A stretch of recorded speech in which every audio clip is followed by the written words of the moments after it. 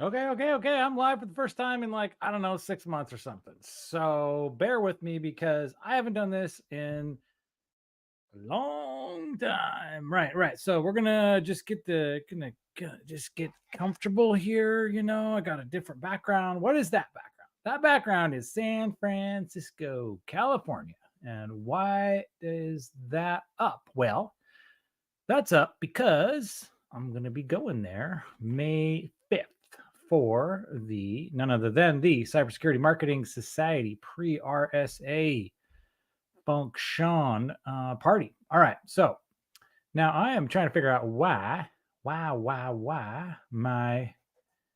LinkedIn profile is not showing that I am live. There we go. There it is. All right.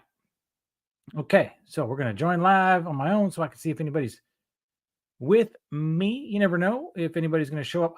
I don't, if, if people show up to these anymore, it doesn't matter. It's just for fun for me because I want to. All right. But what's been going on? Hopefully somebody will come in and leave a comment or two and say hi because it's 3:47 p.m. on what day is it? It's Wednesday. Is it Wednesday? Yeah, it's Wednesday today. Okay. Maybe they'll leave a comment. I don't know. Okay. All right. So what's cooking? What is cooking? All right. Well, it is Q2, right? April 10th today. And last week I was in Mexico for a little spring break action. That was fun. And this week I'm back at it. So I'm in the middle of a move personally. So we've relocated. We're actually doing a reverse downsizing kind of thing where our kids are two of the kids are staying actually in our old house, and they're going to rent rooms and to their friends, and they're the oldest, he's a teacher. I mean, it's not like they're irresponsible, they're not crazy or anything. So that's happening. What else is cooking? So let's talk about Mexico. All right, so we go down to Mexico for I don't know. We get down. Let's see. It was Sunday, March 31st. We flew through the Vancouver, British Columbia International Airport, which I highly recommend if you're in that vicinity at all. And yeah. So go. So just the reason I live kind of not even halfway. I'm going to live much closer to the Vancouver Airport than I do to the Seattle International Airport. So SeaTac. But you don't just having to deal with an extra set of customs, right? You have to go through Canadian customs, then you have to go through US over the border. And we just sometimes don't want to deal with that, so you usually just fly through Seattle and just deal with one. But in this case it was way cheaper to fly out of Vancouver. We took Flair Airlines, which is a low cost carrier, and they you pay for every little thing, which was fine. And but naturally the Wi-Fi was broken. There was no internet access on the flight. So yeah, that kind of sucked. But say March 31st, we get up early, we get on Flair Airlines. There's like literally nobody in the airport. It's a Sunday morning. Um, Plenty of time, no problems, no delays. We get on the flight, we fly down to Vallarta, and we get off, and the sharks just come out. All these transportation guys, the hustlers, they're selling us. They want to sell us, discounted taxi ride to the resort, so that in exchange for a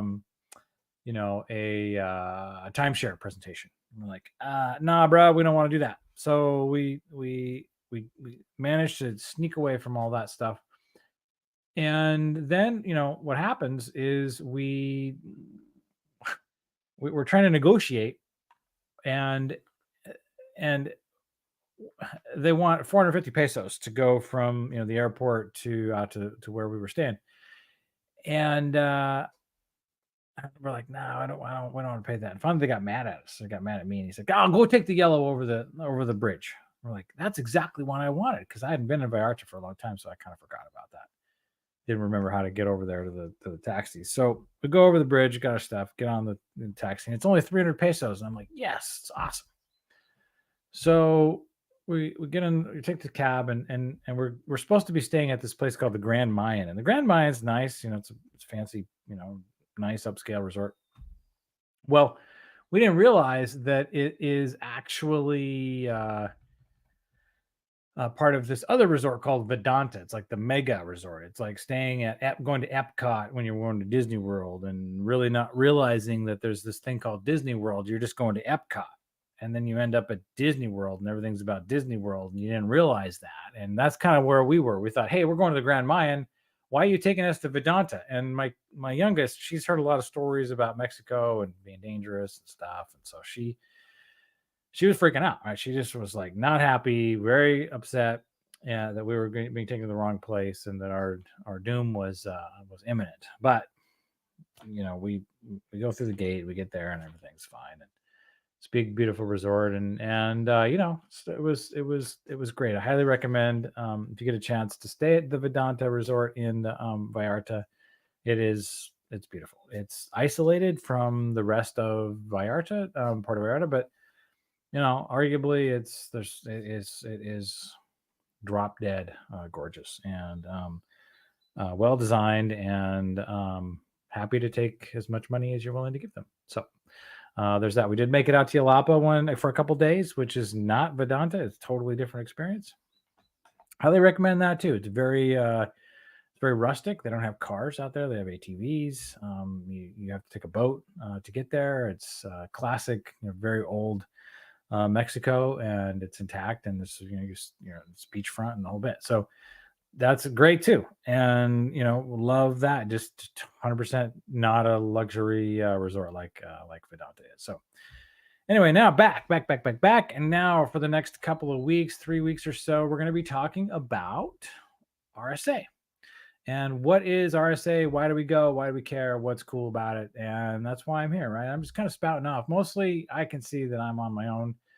For the most part, I saw a heart just float by. Great. Okay, so if you leave me a comment, come on, I'm dying here. But listen, I just need to get comfortable again in front of the camera. It's been a long time, and I want to get excited about this RSA thing. So RSA is coming May 5th.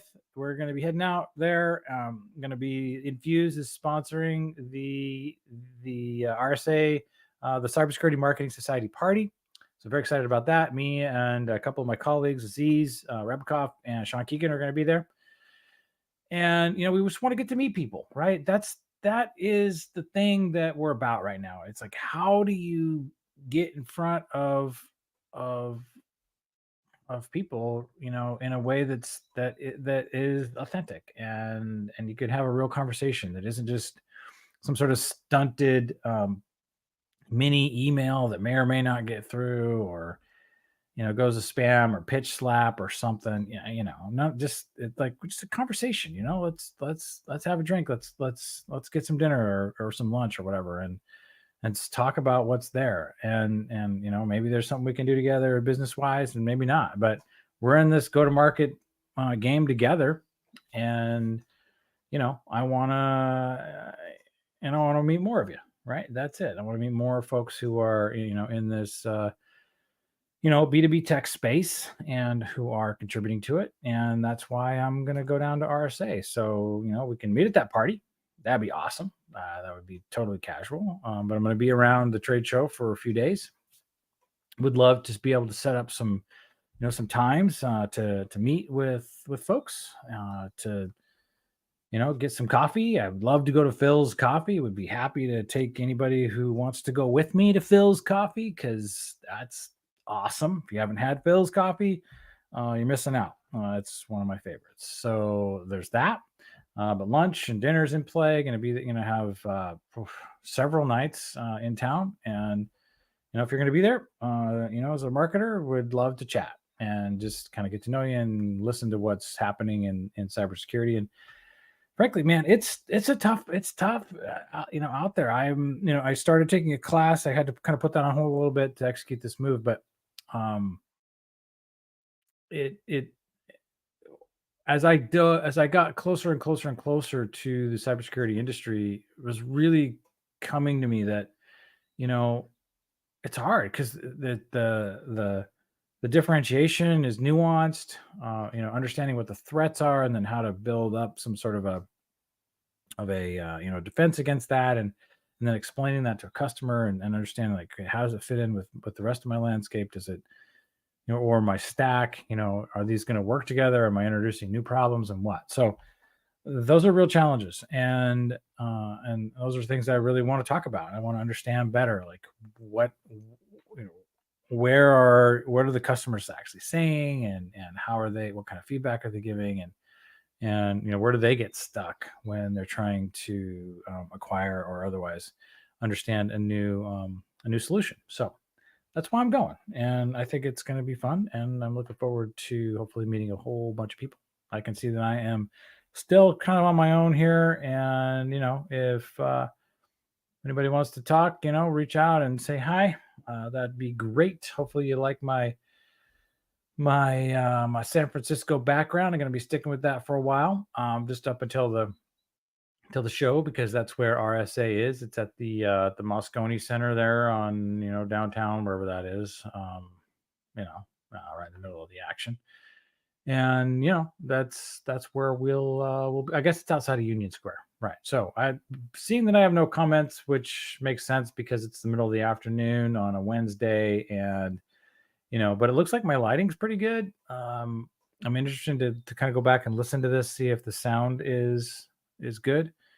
And I can see that it's transcribing my my what I'm saying, so I'm guessing that you can hear it, which is also good.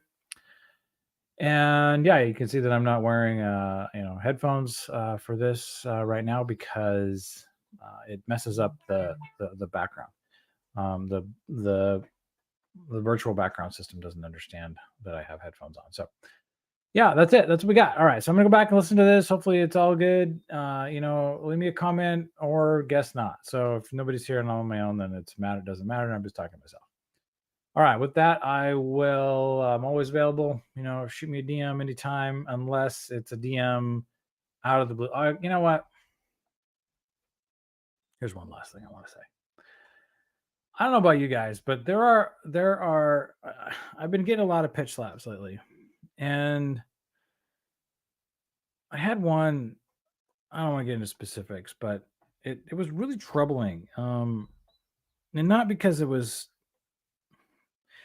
I don't know. This person reached out and wanted me to help them, identify a upstream contacts to do a thing. I was a gatekeeper in this case, and that's fine. I mean, salespeople do that, I guess, but it felt like a violation. It felt like it was rude. It didn't even make any attempt whatsoever to engage in any kind of with any kind of authenticity. And in fact, the authenticity that they provided was a lie, right? It was like, and they just, I went around a couple times with them, and finally I just blocked them. I was like, you know what, screw this, because their what they gave back in terms of conversation was one-sided. It was simply just, I'm here for so that to get what I can from you, and that, it didn't feel good. It felt terrible. So I blocked them. Moved on from it. Well, I guess I didn't really move on. I haven't moved on yet. I'm in the process of moving on. But at least the conversation has been terminated. So that's that's done. So in any case, if you're going to talk about pitch slapping and you want to talk about the experience of being a professional on LinkedIn and kind of what that looks like right now, and how people are adjusting to the various tools and stuff, I would love to talk about that. That's an authentic conversation, right? That's a conversation that is meaningful, to us as we spend time here and we try to sort out, like, okay, how should I be here? Should I spend time here? Why am I here? What am I trying to accomplish, and all that good stuff. But I can say that it just doesn't feel good when you say you're going to do one thing and then you don't. And I mean, I connect regularly and then I just get slapped hard and I just kind of ignore them now. Anyway, that's it's kind of my downer thought. I want this to be an upper. I want an upper because I'm excited about going to RSA in May 5th. I had a great week for spring break last week. It was fantastic. I loved going to Mexico. If you're thinking about going to Mexico or haven't been because you're too afraid of the narcos or whatever, let that go because it was awesome. The food was amazing. The people were great. I loved speaking Spanish and my broken version of it, and that was great. And yeah, so just here to celebrate the fact that I got to do that and got another big trip coming up. So with that, have a great afternoon, my friends. If you've listened to this, thank you. And sorry you didn't want to leave me a comment, but hey, I guess I'm just going to talk to myself, which is good because you know what, I do a lot of that anyway. All right, gang, have a great afternoon. Best to all. You're amazing. Bye.